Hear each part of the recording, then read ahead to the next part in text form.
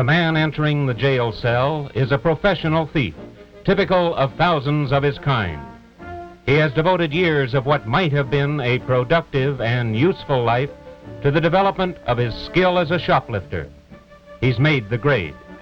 To his associates in crime and to the police, he's known as a good booster. This man, a detective on a city police department, is part of a shoplifting detail. His job is a constant battle against the boosters who have made shoplifting a multi-million-dollar business. As a law enforcement officer, he recognizes the professional thief as a formidable foe of legitimate commerce. By conservative estimate, the nation's retailers lose in excess of $250 million annually to shoplifters. For the thief in his jail cell, business is temporarily at a standstill. He's been here before and will almost certainly return to this or a jail like many others of his kind. He has consistently evaded a lengthy jail sentence.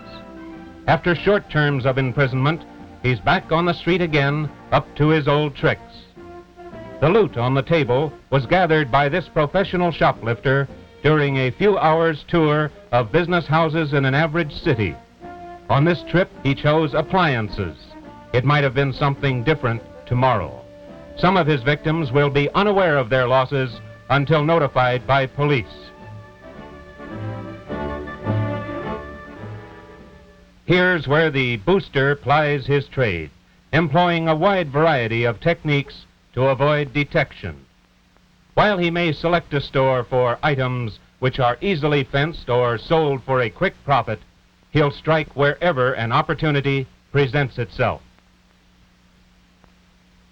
Sometimes his method is quite simple, almost obvious.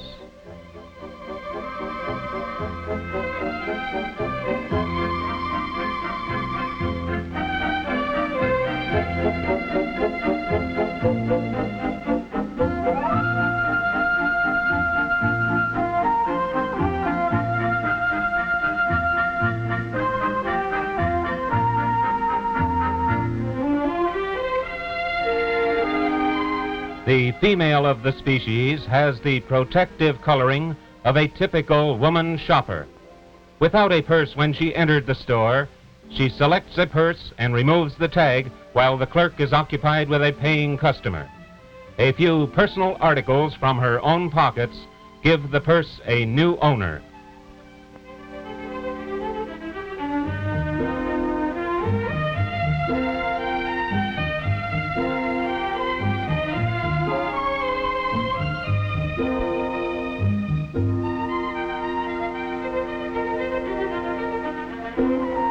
By pretending interest in a back shelf item, the thief may turn the clerk just long enough to accomplish her purpose.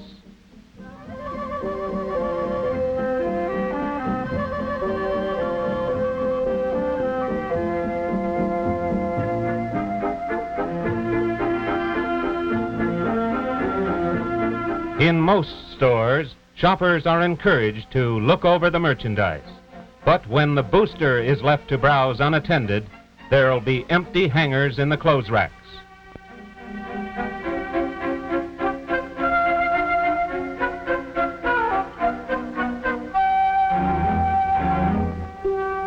Teenaged amateurs are a special problem. Usually in groups, they move quickly on displays of small, attractive items.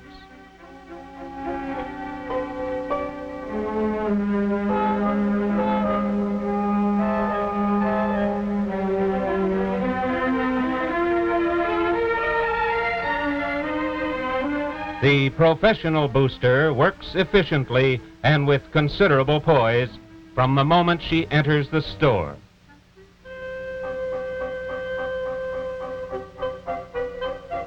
Ladies at a bargain table have no time to watch for shoplifting.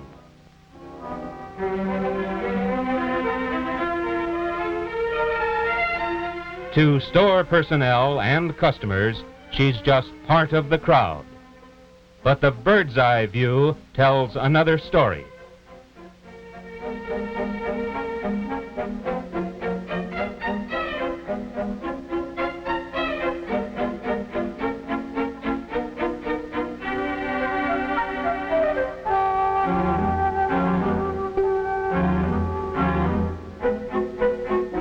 An attractive customer is courteously assisted in her careful selection of 3 dresses.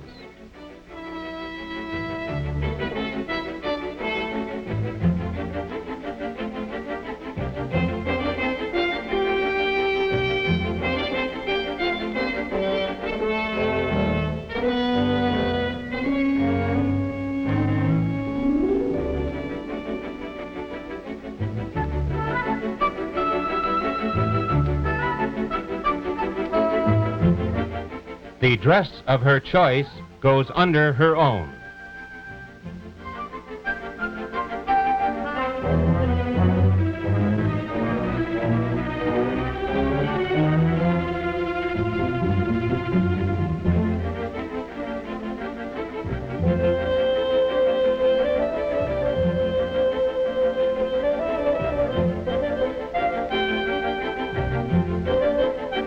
Now she'll make sure the clerk is busy before she returns 2 dresses to the rack.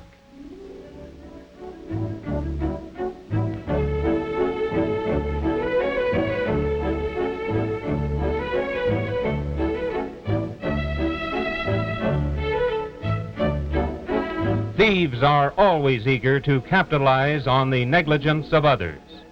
A purse put aside for just a moment may be an added bonus for the alert booster.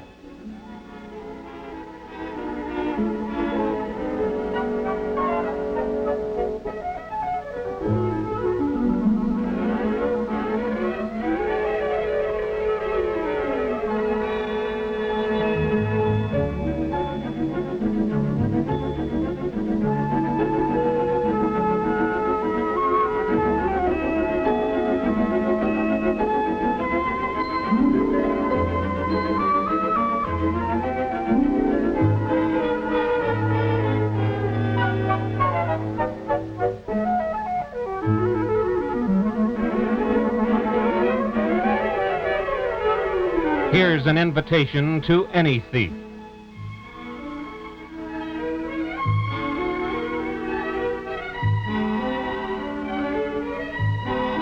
And as the purse goes, so goes the sale.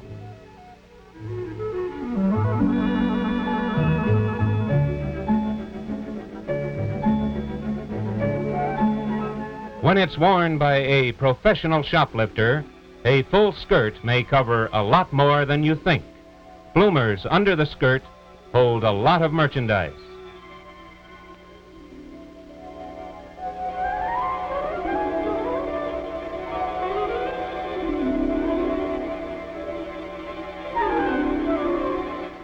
Now a clever booster uses a gimmick which completely shields the theft from all but the sharpest eyes. Watch closely.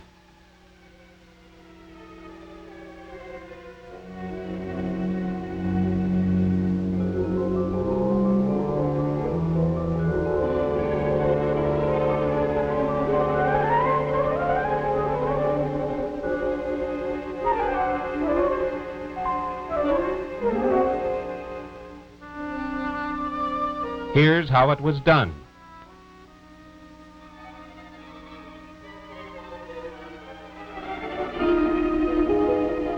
Another favorite of the trade is the trick box, a carefully prepared parcel with a spring flap for easy loading.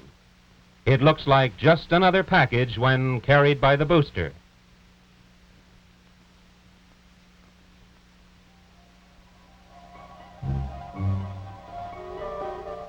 He chooses technical volumes and books which will have a good resale value. On another day, he may use the box to steal something else.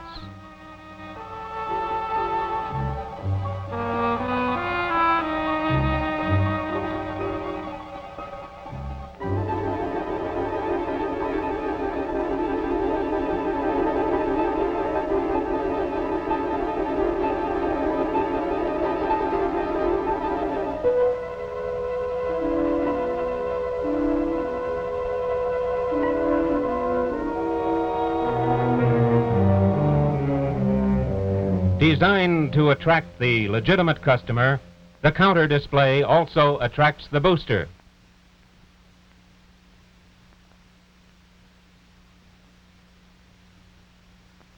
Baby clothes would seem to be the intended purchase of this casual shopper.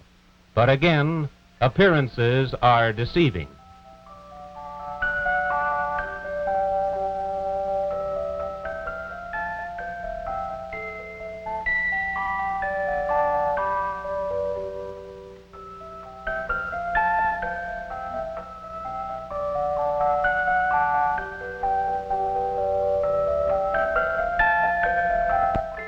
Maybe there's a little old lady who chatters constantly, paws through the merchandise, and has never been known to make a purchase. She's a nuisance, and she knows it.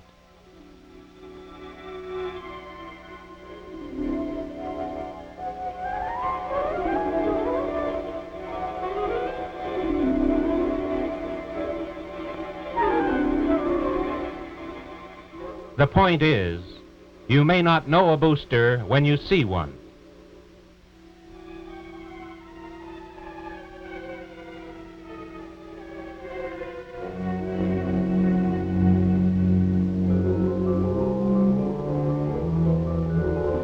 A proven aid to many a thief is a topcoat worn nonchalantly over one shoulder.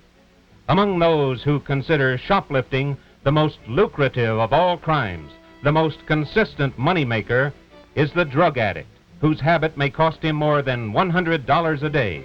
He will rely upon his talent as a booster to keep himself supplied with drugs.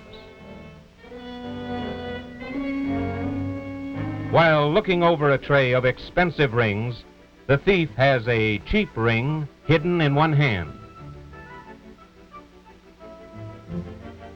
As he turns the clerk, he takes a costly ring from the tray and replaces it with the cheap one of similar appearance.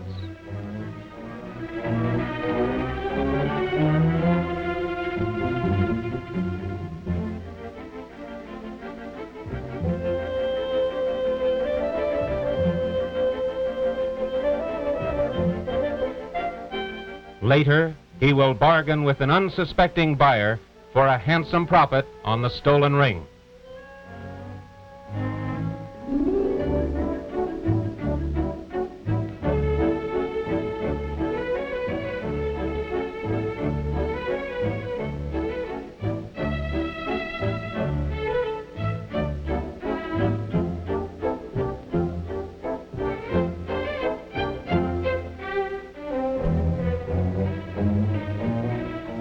The eventual target of this booster is one of much greater value than a handkerchief. But this small purchase is made in order to obtain a sales slip, an essential part of his operation, for which he's already paid. This is fact, not fiction. It's happened many times. The thief had no trouble in getting out of the store with a television set. Now he'll peddle it for the best price he can get. If he didn't have a buyer in mind when he made his boost, he'll have no trouble finding one. It's just a matter of knowing the right people.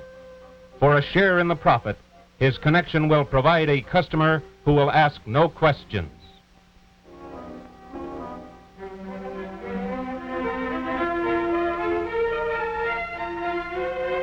At just the right moment.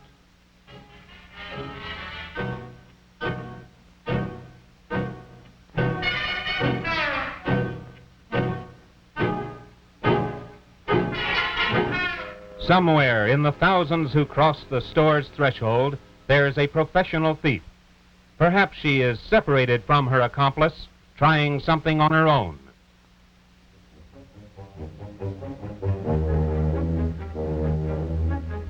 Realizing that she's been seen, she heads for the door, with an alert floor walker in pursuit.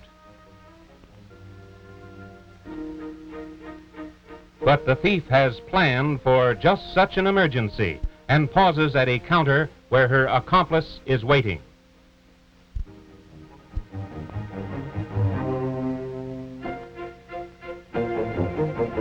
And the floor walker still pursues her.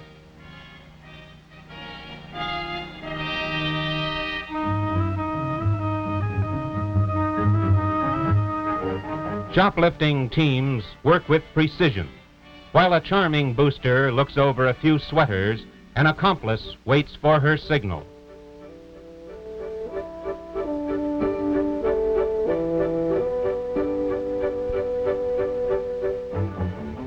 The clerk's attention is diverted, the signal is passed, and the accomplice moves into action.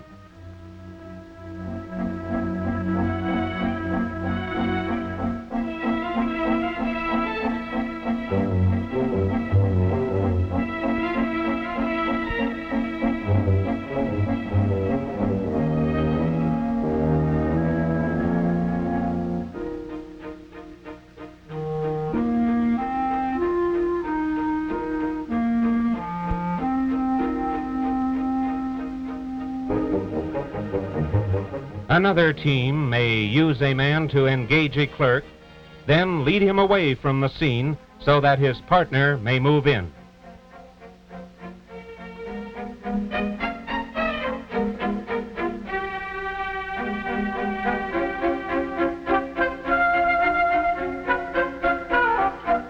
The well-dressed villain removes several suits from the rack, then boldly creates the impression that he's a sales representative, leaving with sample clothing he couldn't sell.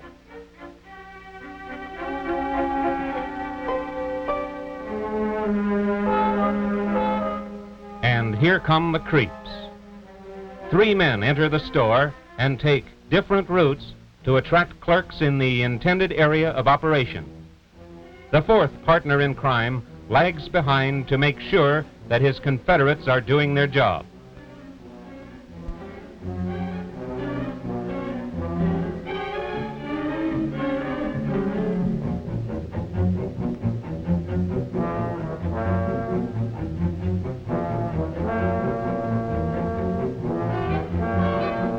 Now he can go about his work knowing that he won't be bothered with salespeople.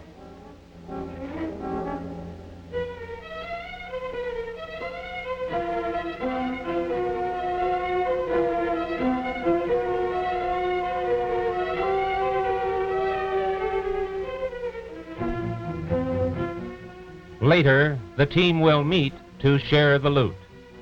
By operations such as this, a good booster may easily net in excess of $200 per day.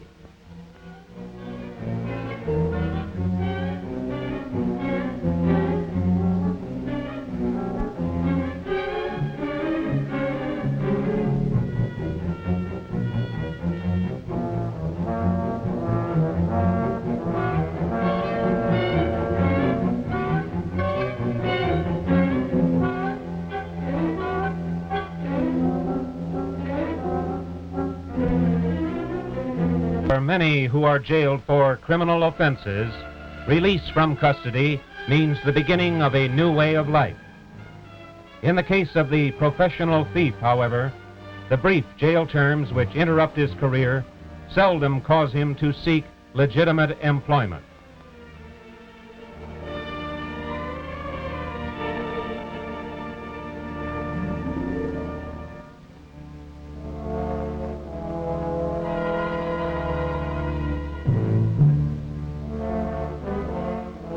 In most cases, he will be unimpressed by the real purpose of his jail sentence. Officially, he has paid his debt to society. He'll be back in one city or another, looking for a chance to make a score, to steal wherever he has the opportunity. Boosting is his business.